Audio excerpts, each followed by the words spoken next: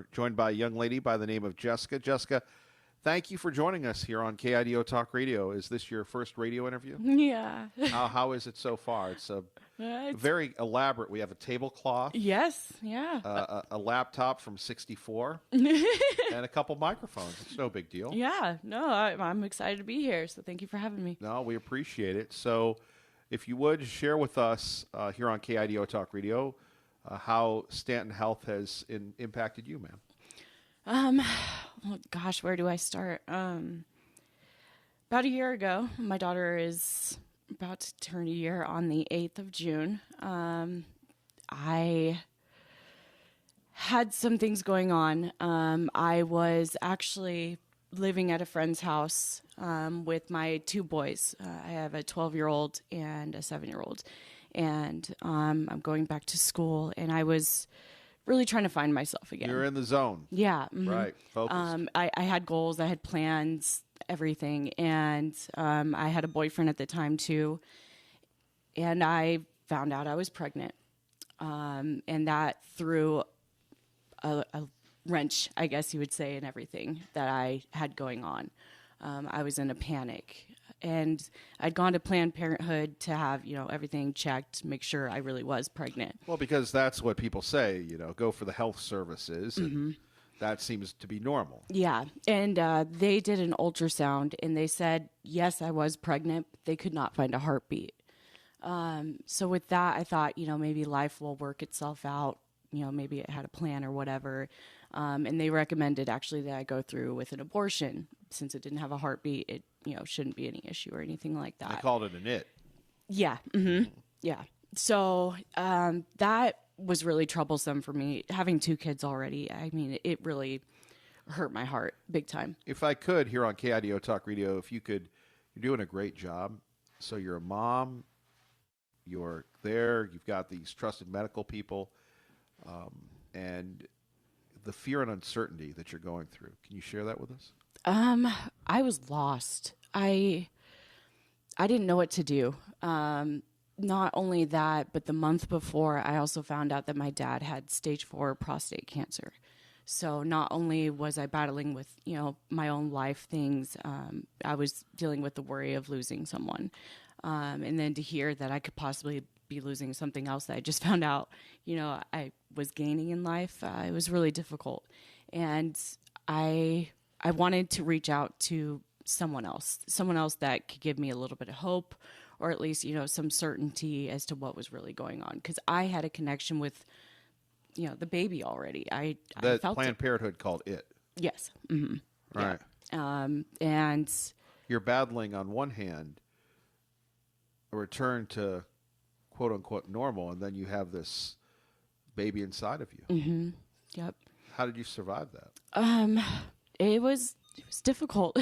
I mean, luckily there's resources out there. I looked at health and welfare website, for ultrasounds. I wanted to get another insight to what was going on with me. And that's when I found Stanton.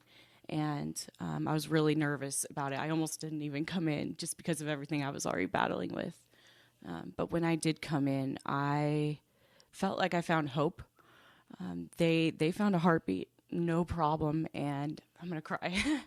That connection, a strong heartbeat. Yeah, so that connection was like reaffirmed for me, Right.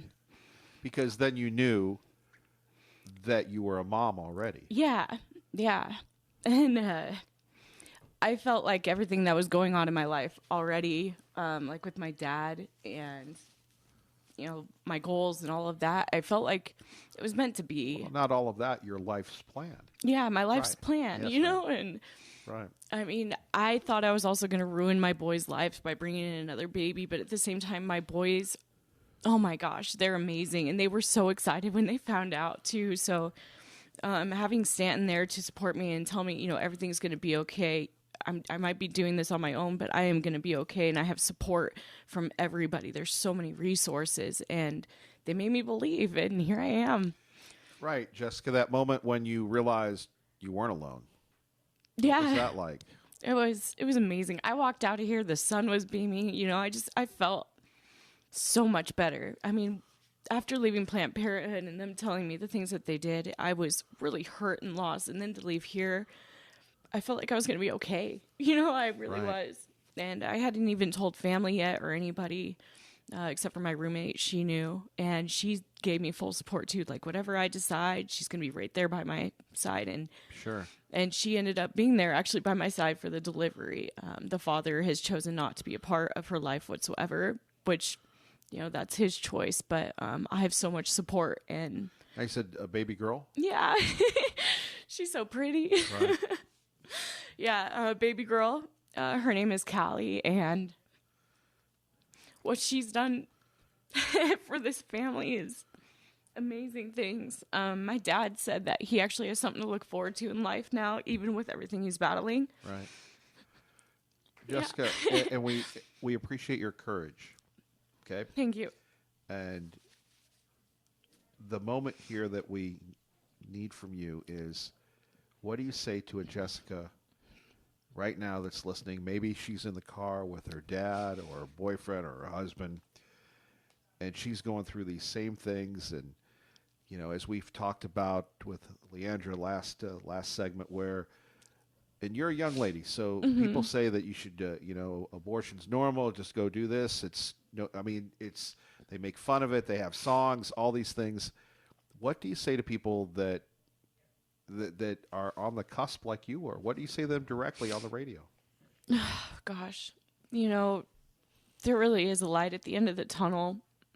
You might think that there's no hope, but if you just believe and let life happen, you don't really realize the kind of possibilities and the kind of love that can come from it. It's a beautiful thing. Well, and your little girl and you're beautiful. Thank you.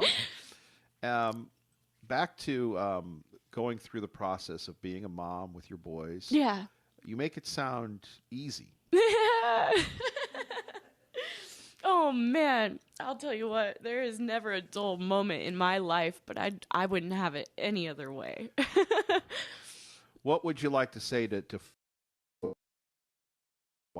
donate? Kind of support that you can get from these people. Not just their services, but just a shoulder to cry on, a hug. Please support them, because they can be there for you and you don't believe it or not, but they really can. Right. And even, it seems like COVID wasn't a big deal, but even the year of COVID, right? Yeah. Yeah. So I felt more than alone. I couldn't really go visit family at the time. I couldn't even see my dad, hug my dad, or anything like that. So it was really difficult, but they were here. Anytime I called or anything, immediately I could come in and I could get a hug or whatever. And they've supported me after the fact too. Right. So the simple gesture of a hug, what did that mean to you? oh my God, I needed it so bad. Oh my gosh, it meant the world to me. I didn't feel so alone. Yeah. Any advice to young moms that you'd want to share with us here on KIDO Talk Radio? Enjoy every moment. Life is too short, and gosh, just enjoy every moment. Oh, great job. Thank you. Great job. Didn't expect to be in tears. You're listening to Kevin Miller, KIDO Talk Radio.